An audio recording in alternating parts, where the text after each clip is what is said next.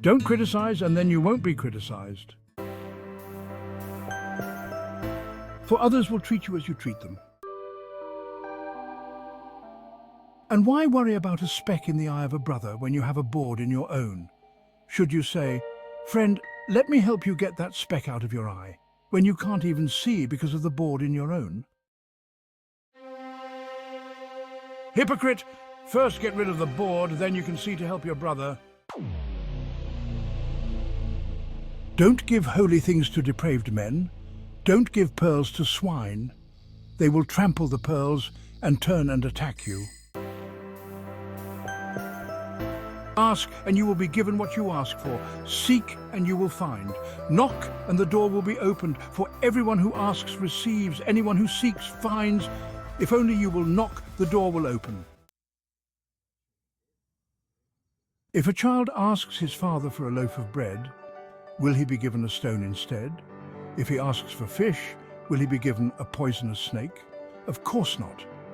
And if you hard-hearted, sinful men know how to give good gifts to your children, won't your Father in heaven even more certainly give good gifts to those who ask him for them? Do for others what you want them to do for you. This is the teaching of the laws of Moses in a nutshell. Heaven can be entered only through the narrow gate. The highway to hell is broad, and its gate is wide enough for all the multitudes who choose its easy way. But the gateway to life is small, and the road is narrow, and only a few ever find it. Beware of false teachers who come disguised as harmless sheep, but are wolves and will tear you apart. You can detect them by the way they act, just as you can identify a tree by its fruit. You need never confuse grapevines with thorn bushes or figs with thistles. Different kinds of fruit trees can quickly be identified by examining their fruit. A variety that produces delicious fruit never produces an inedible kind, and a tree producing an inedible kind can't produce what is good. So the trees having the inedible fruit are chopped down and thrown on the fire. Yes, the way to identify a tree or a person is by the kind of fruit produced. Not all who sound religious are really godly people. They may refer to me as Lord, but still won't get to heaven, for the decisive question is whether they obey my Father in heaven.